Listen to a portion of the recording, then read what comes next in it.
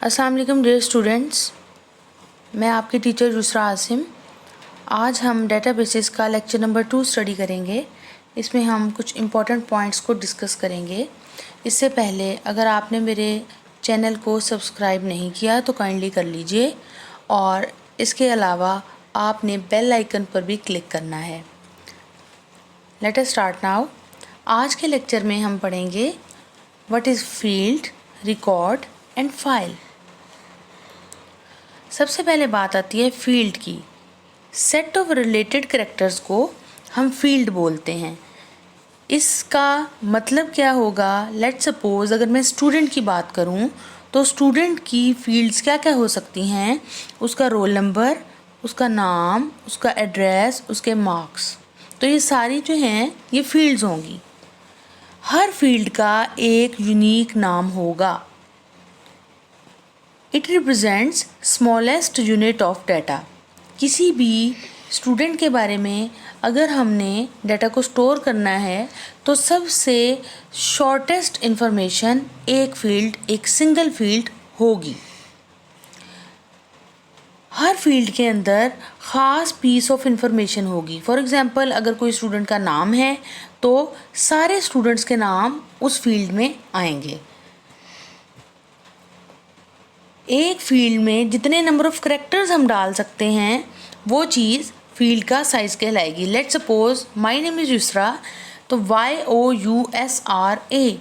अगर मैं maximum 6 number of characters डाल सकती हूँ, अगर मैंने लिमिट की हुई है फील्ड की, तो मेरा युसरा नाम ही सेव होगा। अदरवाइज़ अगर इससे ज़्यादा बड़ी लिमिट मैंने रखी हुई है फील्ड साइज़ की तो मेरा पूरा नाम युसरा आसिम भी सेव हो सकता है। नेक्स्ट बात आ जाती है रिकॉर्ड की। Collection of related fields is called record. इसमें क्या होता है, बिलफर्ज में किसी एक स्टूडेंट की बात करती हूँ तो उसका नाम, उसके फादर का नेम, उसका रोल नंबर, उसका एड्रेस, ये सारी क्या हैं? ये फील्ड्स हैं।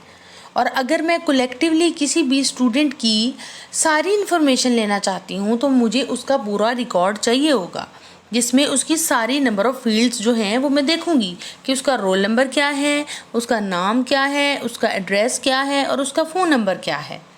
तो कलेक्शन ऑफ रिलेटेड फील्ड्स जो कि किसी एक ख़ास बंदे के साथ रेलिवेंट हैं, उसकी सारी नंबर ऑफ़ फील्ड्स को अगर मैं टुगेदर देखूंगी तो वो रिकॉर्ड कहलाएगा। लेट्स सपोज नीचे मैंने एग्जांपल दी है, आप देखें कि अगर ये roll number, name, address, phone, ये सारी एक स्टूडेंट की फील्ड्स हैं। ये मैं आपको स्टूडेंट का रिकॉर्ड बता रही हूँ। तो स्टूडेंट के टेबल के अंदर इन सारी फील्ड्स के अंदर 1 बाय 1 हर स्टूडेंट का रिकॉर्ड आएगा। लेट्स सपोज मोहम्मद शहबाज का रिकॉर्ड आया जिसका रोल नंबर 16 है, उसका एड्रेस है और आगे फ़ोन नंबर होगा। सेकंड रो में किसी और स्टूडेंट का इसी तरीके से रोल नंबर, नेम, एड्रेस और फ़ोन नंबर होगा। हर रिकॉर्ड उसमें सेम फील्ड्स आएंगी लेकिन हर फील्ड के अंदर जो वैल्यू होएगी वो डिफरेंट होएगी। आगे बात आ जाती है फाइल की। A collection of related records is called a file. जब मैं ढेर सारे रिकॉर्ड्स को इकट्ठा कर दूंगी तो वो फाइल कहलाएगी। फॉर एग्जाम्पल अगर स्टूडेंट्स की फ़ाइल है, ICS स्टूडेंट्स की फ़ाइल है, तो नंबर ऑफ़ स्टूडेंट्स जितने भी, लेट्स सपोज 140 स्टूडेंट्स हैं मेरी क्लास में, तो उन सब की हर फील्ड का जो डाटा है वो मैंने रखा होगा उस फाइल में। हर बच्चे की कंप्लीट नाम, roll number, address, phone number, complete detail मेरे पास उस फाइल के अंदर मौजूद होगी। एक फ़ाइल को हम डाटा सेट भी बोलते हैं। Collection of records of a student of A college is an example of students file. अब एक फ़ाइल के अंदर थाउजेंड्स और हंड्रेड्स ऑफ स्टूडेंट रिकॉर्ड्स हो सकते हैं। फाइल्स को हमेशा या तो हम हार्ड डिस्क पे स्टोर करेंगे परमानेंट स्टोरेज के लिए, या फिर CD-ROM पे स्टोर करेंगे या किसी USB में स्टोर करेंगे। यूजेज पॉइंट ऑफ व्यू के लिहाज से हम देखेंगे फाइल्स को, फंक्शनल पॉइंट ऑफ व्यू के लिहाज से देखेंगे और स्टोरेज पॉइंट ऑफ व्यू के लिहाज से देखेंगे। अब क्वेश्चन यहाँ पर आपको क्या बन सकता है, क्या क्वेश्चन आ सकता है? Describe the types of files from usage point of view और describe the file types from functional point of view. तो ये दोनों पॉइंट ऑफ व्यू पेपर के लिहाज से बड़े इंपॉर्टेंट हैं। वन बाय वन हम देखते हैं इन्हें। जब हम यूजेज पॉइंट ऑफ व्यू की बात करते हैं तो उसमें 3 तरह की फाइल्स आती हैं, master file, transaction file, backup file. और जब हम फंक्शनल पॉइंट ऑफ व्यू की बात करते हैं तो उसमें 2 तरह की फाइल्स आती हैं, program file and data file. Usages point of view की फाइल्स को हम अब वन बाय वन डिस्कस करेंगे। सबसे पहले आती है master file.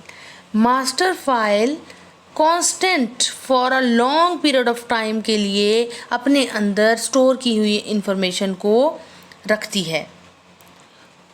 For example, employees की मास्टर फाइल के अंदर किसी भी ऑर्गेनाइजेशन के जितने भी नंबर ऑफ़ एम्प्लॉयज़ हैं, सारे एम्प्लॉयज़ का रिकॉर्ड एम्प्लॉयज़ की फ़ाइल के अंदर होगा। वो मास्टर फाइल होएगी और उसमें वो परमानेंटली डाटा स्टोर होगा।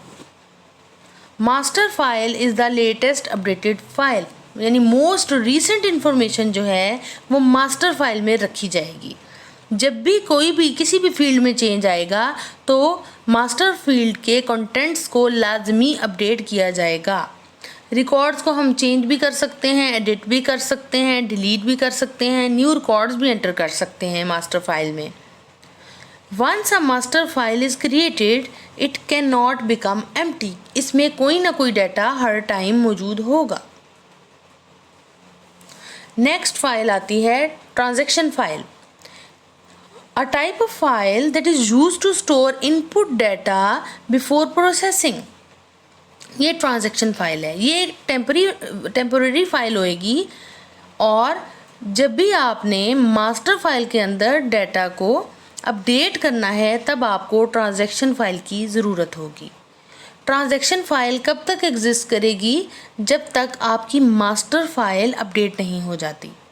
A transaction file may also be used to maintain a permanent record of data about a transaction। आप चाहें तो उस ट्रांजैक्शन फाइल को सेव कर लें। लेट्स सपोज अगर मैं बैंक की एग्जांपल देती हूँ तो बैंक के अंदर किसी कस्टमर ने अपनी मनी जो है वो विदड्रॉ की है, तो उसमें क्या क्या हम उस ट्रांजैक्शन के बारे में इंफॉर्मेशन जो है वो रख सकते हैं कि किस कस्टमर ने, कस्टमर आईडी उसका क्या है, नेम क्या है, बैंक अकाउंट नंबर क्या है और उसने कितनी अमाउंट निकाली है, किस दिन निकाली है, किस टाइम पे निकाली है, किस एटीएम से निकाली है।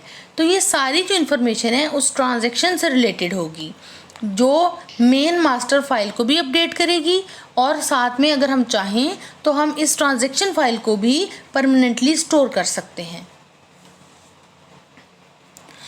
लास्ट फाइल आ जाती है बैकअप फाइल।